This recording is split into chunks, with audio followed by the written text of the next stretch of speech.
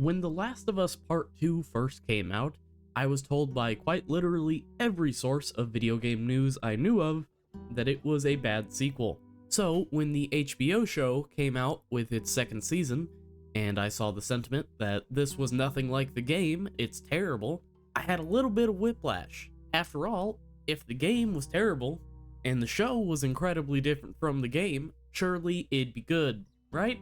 Well, I decided to buy the game, and to have that be my initial instance of viewing the story, rather than watching the show. I can confidently say, while there are some things that I dislike with the game, I was lied to about the quality. So today, 5 years later, I'm going to explore why I think The Last of Us Part 2 is almost a masterpiece of a game.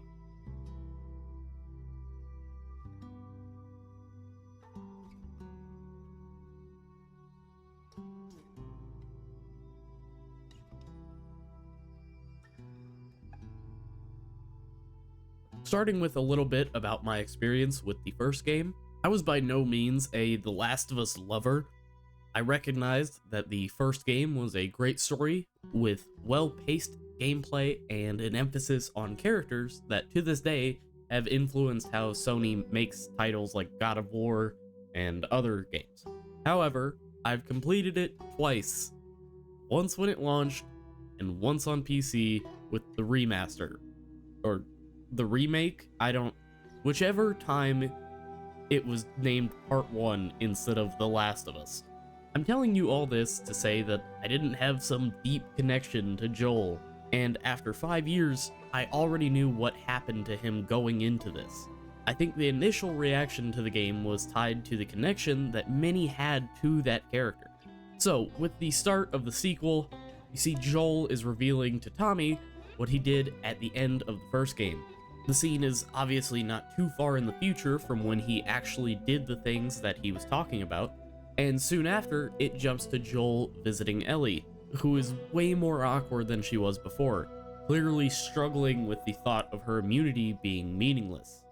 And after a quick character building moment between the two, we jump to 4 years later. Ellie is now an adult, at least a young adult, and we're told of some issues she had the night before with her getting mad at Joel.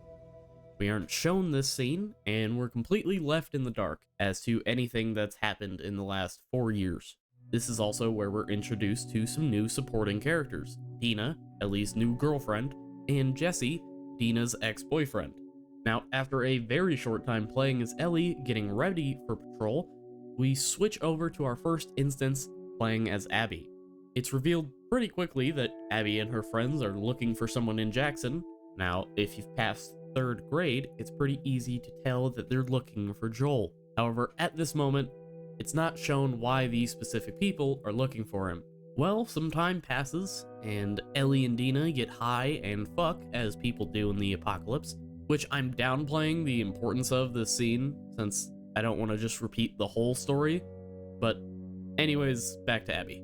While she's still traveling through the snow, she runs into a horde and gets saved by none other than Joel and Tommy out on patrol. This leads her to lure them right into the camp where her and her friends are hiding out, and without time to even worry about the fact that our main character is in trouble, Joel and Tommy get ambushed, leading to Joel being shot in the leg. We then jump back to Ellie, who is very nonchalantly telling Dina about her immunity, something that, of course, Dina dismisses as a lie.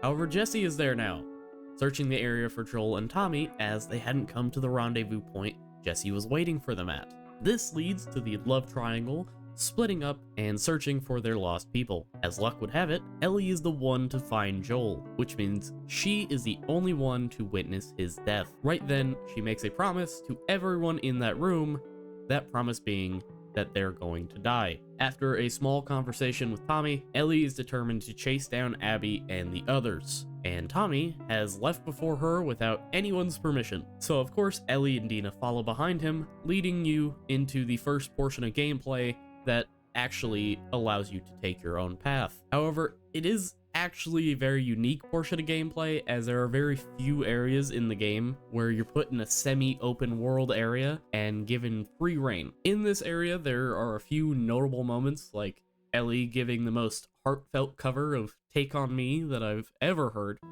Take on me. Take me on.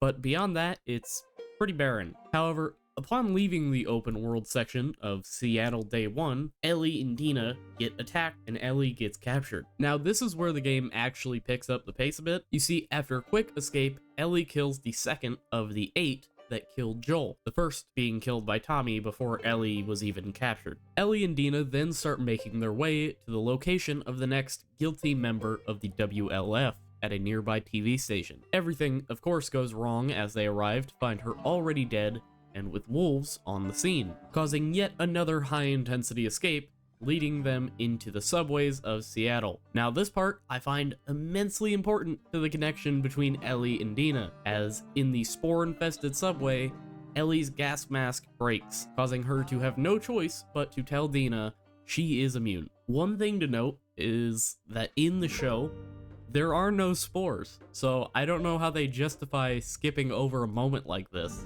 But as I'll talk about in a minute, the show has other issues involving adapting important character development scenes. Anyways, during this escape, Dina collapses, so Ellie and her have to take shelter in a nearby theater. This is where Dina tells Ellie that she's been pregnant for a few weeks. Here, Ellie shows off some important characteristics for the future decisions she makes as a character. You see, later in the game, Ellie chooses to forsake everything she has just to find Abby. While some people would rationally stop their hunt, Ellie puts the need for revenge above all else. That decision is justified by Ellie showing her priorities in this scene. Instead of being happy for Dina or worried about her in a caring way, she almost instantly blames her for not making it known earlier so they could turn around. Ellie.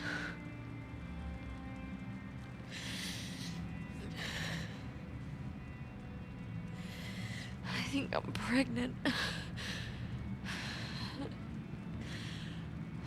What? Don't worry, it's not yours. What are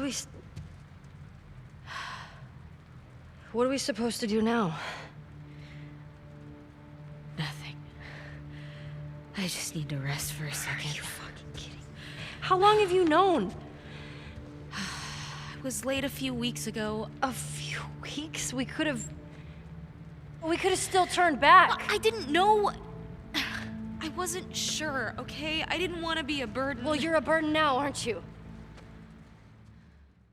Only to then walk off, leaving Dina obviously hurt by Ellie's words. It's never brought up in a moment where Ellie apologizes for what she says, or even considers turning back now that she knows this. This shows to me that she meant every word, making the end of the game much more expected, even if it wasn't the decision I would make if I was her. Anyways, while exploring the theater, Ellie falls asleep playing a guitar, leading us into a very adorable flashback of Ellie and Joel exploring a science and history museum. There's nothing of crazy importance in this part, except some absolutely terrible jokes.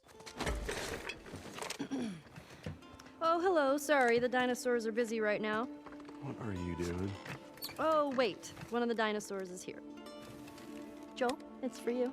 Very funny. Joel, look. That is a hat on a dinosaur. It's called a hatasaur. But it shows Joel's priority being Ellie's enjoyment of life. He very clearly cares for her beyond just keeping her alive, and it works as a reminder for the player to continue their hunt for Abby, just in case you were questioning if this was all really worth it. So when Ellie wakes up and gets info about a lone male trespasser deep in WLF territory, she goes out alone to find Tommy. The issue is, the area is obviously swarming in wolves. Now, before I continue talking about the story, I'm gonna pivot over to my experience with the gameplay.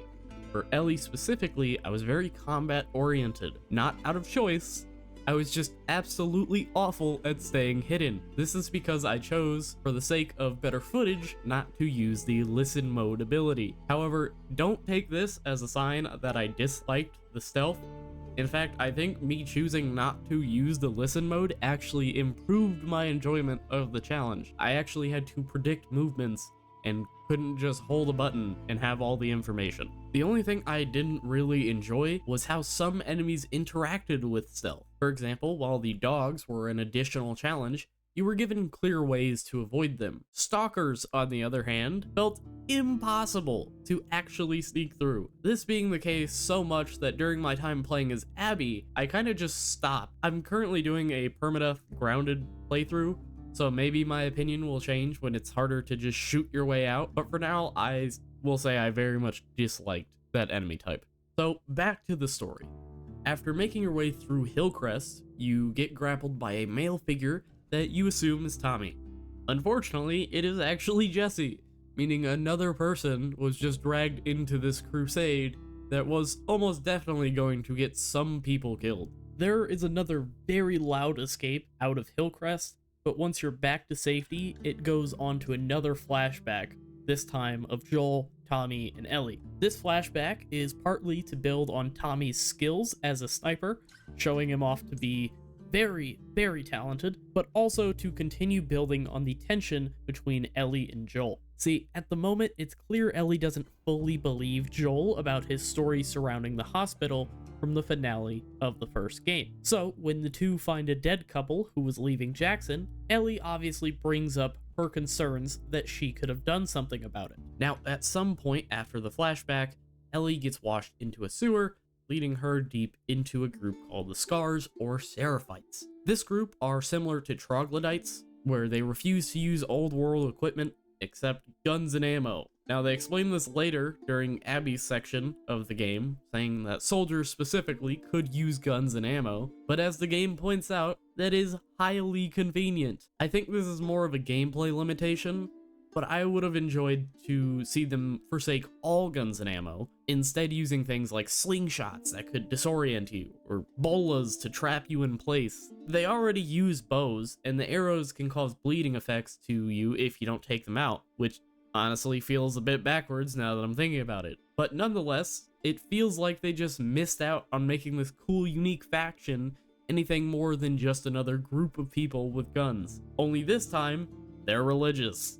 Anyways, after getting through their lines, we make it to a hospital with yet another member of the Guilty Wolves. This time we hear about Abby, who recently escaped from a cell, meaning she's close, and the one who let her out, Nora, is our next target. But not before we force some information out of her, and when she learns that Ellie is the girl who was immune from her days as a Firefly, this all but confirms to Ellie that Joel was killed for what happened at the hospital. Now, for the final time, talking about the show, I want to bring up what happens to Ellie after she gets back to the theater. She's bruised, cut, and outright beaten all over, and simply breaks down as Dina goes to clean her up and tend to her wounds.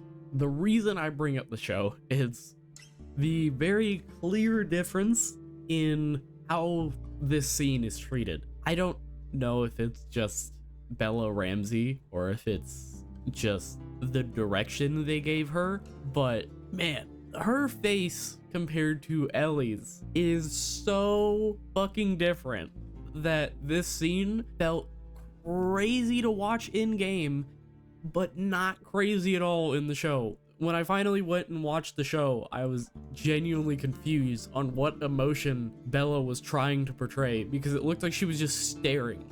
She was just staring forward, and that was the only emotion she could portray. Anyways, I'm just rambling.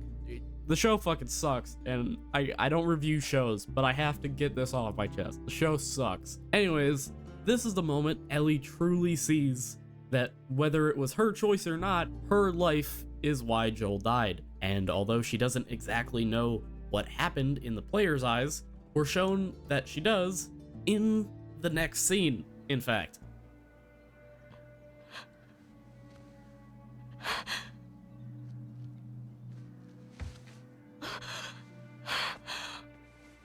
Oh my god.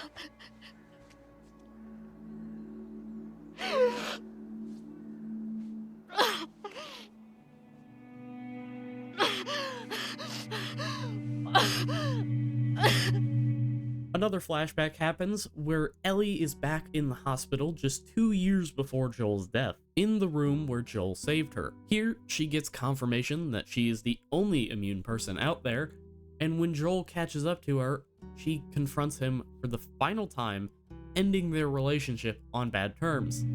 Don't you fucking touch me!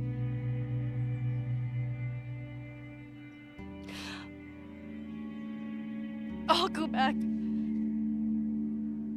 But we're done. This explains the divide between them in the beginning of the game. Once we're back in the present day, Jesse and Ellie go after Tommy, believing him to be at the aquarium. Only when it comes up that Tommy isn't actually there, Jesse does as they planned, leaving Ellie to go get him, while Ellie goes off on her own to chase down Abby. Yet again, proving her priority for revenge, regardless of how many people around her get hurt. As Ellie reaches the aquarium, she comes up to Mel and Owen, two more of the guilty wolves. Except she didn't choose to kill them, she just wanted Abby's location, and when they fought back, she had no choice. The fact that Mel was pregnant only served to break Ellie a little bit more. Then Jesse and Tommy came to bring her back to the theater, at which point they decide as a group, oh, we should head back and get Dina the care she needs. However, at the theater, Abby comes knocking, or rather, she sneaks up behind Tommy, knocks him down, shoots Jesse in the head, killing him, and then while Ellie tries to give herself up for Tommy's life, we're left at a cliffhanger where Abby is seemingly about to shoot Ellie. From this point on, we jump over to Abby's section. And I'm gonna be honest, this part is where my interest in the story started to wane. So rather than going step by step like I did for Ellie, I'm gonna explain some important parts and then explain why I was less interested. So begins the lightning round of information. 1. Abby and Owen are shown to have a budding relationship that Abby's father knows about. Holy fuck. 2. Abby's father is the man that was going to do surgery on Ellie before Joel shot him. He loves animals. 3. Abby and Manny, another one of the guilty, are sent to a fob with Mel during Seattle Day 1. Here we can see that mostly everyone is struggling with what happened outside of Jackson. 4. Owen went AWOL, shooting a guy named Danny to save some scars. No one knows why. 5. In the past, Abby and Owen discovered the aquarium, and Owen claimed it as his makeshift hideout away from the WLF. 6. While Abby is on her way to the aquarium, she is almost killed by Scars, but saved by a trans boy and his sister. 7. Abby saves them, and in return they become connected because she feels bad about her conditioning as a soldier now after having sex with Owen. 8. Yara, the older sister of the former Scars, has a deeply injured arm. Abby and Lev, the young boy, go out to get medicine and tools for an amputation. 9.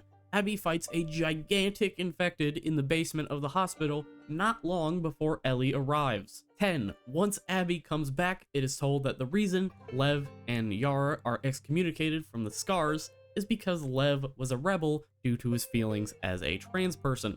11. Lev wants to go and try to save his mother from the Scars back on their main island. Abby and Yara go to save him. 12. While going to save him, Manny comes across Abby while fighting Tommy, seemingly cornering him before Tommy blows Manny's head off and almost kills Abby. 13, I'm losing count. I didn't number these. I just put them on bullet points. I don't know what I'm on. I think 13. 13, the wolves stage a full island attack on the Scars mainland the night that Lev went home. Perfect timing, kid. 14, Lev kills his mom, Yara gets shot, and Isaac, the wolves' leader, gets killed after threatening Abby for trying to protect Lev. And 15, Lev and Abby barely escape the island, going back to the aquarium where they find Owen and Mel dead. And that's the end of the lightning round. Now, the reason I dislike this section of the game is that it feels a little unimportant. Until Abby gets back to the aquarium with Lev, all we see is that she loses her rough exterior, and Lev and her grow a deep bond. The issue with all this is that it felt all manufactured to make Abby seem like this good person deep down, when in reality, I just didn't see her that way no matter what. For several hours, this game shoves every possible example of being good in your face. But because of who you're playing as, It almost feels worse seeing her in this light, knowing that as soon as it is over, she's going to injure Tommy, murder Jesse, and seemingly murder Ellie. Now, about the wolves, I really don't care for any of them. Manny seems underdeveloped, almost like he's a stereotype for the funny guy who only cares about getting laid. Nora is just, like, there. I really don't think she does anything besides be a tool for Abby to escape the hospital. Owen is portrayed like some good guy caught in a bad situation, but behind the surface level story the game is showing, he's a bad soldier, a terrible boyfriend, and would have been an absent father had Mel not shown up to the aquarium on her own accord. Mel, on the other hand, just feels like she is only there to be the dead pregnant lady, and the connection her and Abby regain at the beginning of her section of the game completely gone when Mel randomly calls Abby a piece of shit, assuming Abby is trying to run off with Owen. My point is, none of the wolves matter besides Abby. Their development is just bland and really doesn't make me care about them in the same way I cared about Dina and Jesse. I mentioned those two because they are just as new of characters as the wolves, meaning it's not an issue where I just didn't get enough time with them. It's writing. As for Yara and Lev, I disliked how they handled their excommunication, as until the end of their story, it's told to us that Lev rebelled because he felt like a boy instead of a girl. Only near the end did we learn that Lev was going to be one of the Scar Elder's wives. To me, if you want me to feel sympathy for something like that, you don't have to make the character trans or make their rebellion tied to that transition. You just need to explain much earlier that he rebelled because he was about to become a child bride.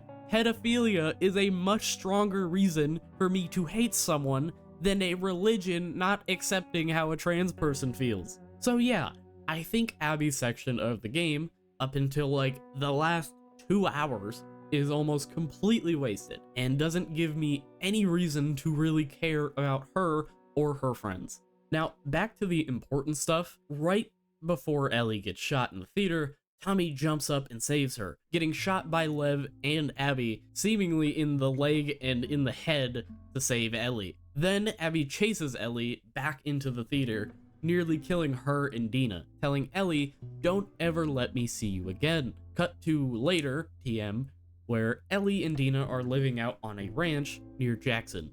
Dina's son is born, and Ellie has PTSD from a sheep knocking over a shovel. A day later, Tommy shows up, his left eye gone from the bullet, and a limp causing him to no longer be a fighter like he once was. Only he tells Ellie about a lead down in Santa Barbara, getting angry when Dina tells him that they're done chasing Abby, shouting that Ellie made him a promise. We see Ellie struggling with this new information, until eventually she plans to sneak out in the night before Dina can catch her. Of course, Dina catches her, telling her, in essence, that if she leaves, they're done. Of course, by now, Ellie's mindset has been shown.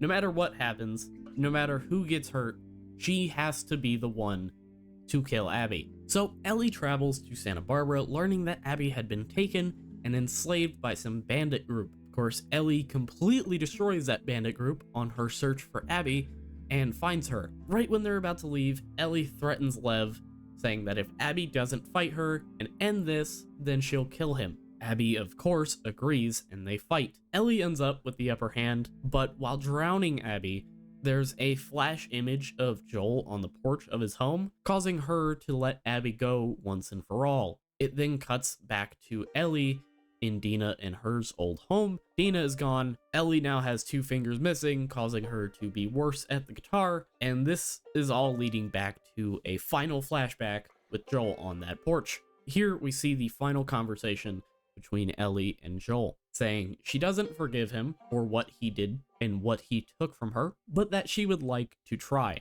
This is to show the player that Ellie tied her forgiveness of Joel to the forgiveness of Abby.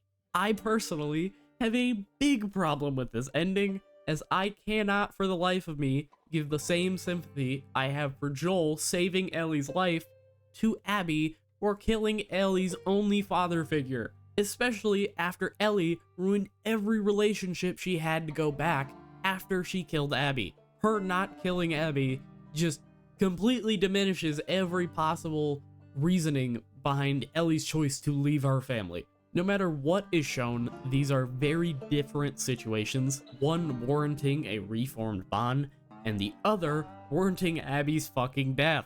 Unfortunately, that is not how it ended, and I am forever going to be disappointed with a forced forgiveness given to a character I don't believe deserved it.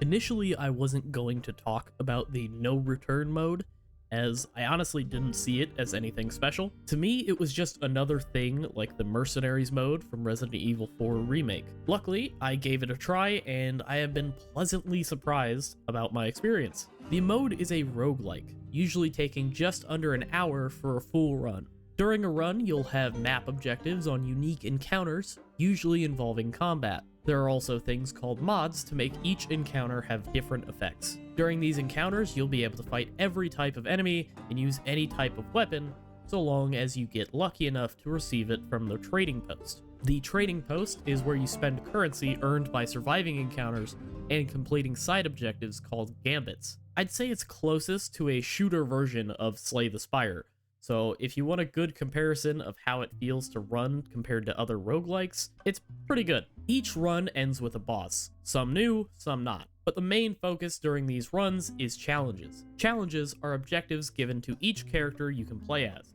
usually unlocking more skins for the character or their main weapons. Each character has its own style of playing, so it's not simply a case of picking your favorite looking skin and running with that the same way every time. Ideally, I'd like some more depth to the game, giving us more unique mods than the ones we already have, but I have a feeling that will be something done in a sequel if it's done at all. Jumping on to collectibles, there are plenty of things you can earn, the most obvious of which is skins, where you can change the way Ellie and Abby look throughout your playtime as them. There are also gameplay adjustments, such as audio turning into an 8-bit track, or gameplay having filters over it.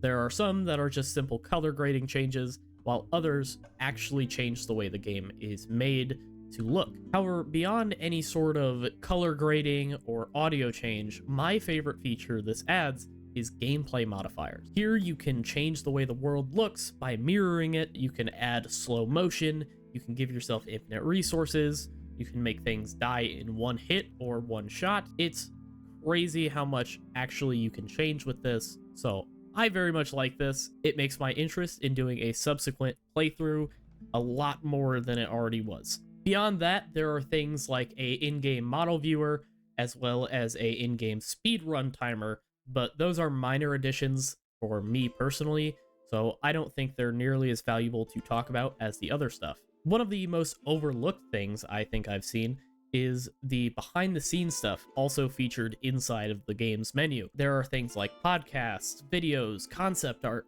and even cut content available for you to play through. So if that interests you, it's all here, and I can actually really appreciate that. Anyways, that's why I believe that The Last of Us Part 2 is almost a masterpiece. However, it gets confused on why people are playing the game. The story is obviously, no doubt, amazing, but due to some pacing issues surrounding Abby's part of the game, along with the side characters of Abby's storyline, I genuinely think it just kind of missed the mark and really diminished more than it added if she wasn't a playable character in the game. However, it is kind of saved by all the side content. I genuinely wasn't expecting to enjoy it, but after playing through it quite a bit, I actually like it. So I think that adds a little bit more grasp on how much I like the game, because it's cool side stuff. It's not the main thing you purchase the game for, but when you're done with the story, I think it's cool to have stuff to dive into after. For that reason, rather than making it a 10 out of 10 experience, I would have to sadly reduce it to something like a 9 out of 10, simply due to the issues I had with the story. Now, that may seem harsh, but honestly, I am very hesitant to give any game a 10 out of 10, let alone one that really could have done with less stuff to do in the story rather than more, because it's great if you can always add more, but if you're at the point where you have to take away, then that kind of becomes an issue for me. If you enjoyed the video, please go ahead and leave a like. I'd also love to hear any thoughts you had about the game or the review in the comments, and of course, what you'd like me to review next. If you'd like more from me, all my links are down in the description, as well as a Patreon where you can support me, and all of that money goes directly into supporting the artists who make these videos, something I could never do, such as with this model that you're seeing, or with the thumbnail. They're very talented, and I cannot do it, so I have to pay them quite nicely. However, if this is all you wanted to see, I thank you for watching, especially if you stayed all the way through to the end. I hope you have a good rest of your day, and until next time, goodbye.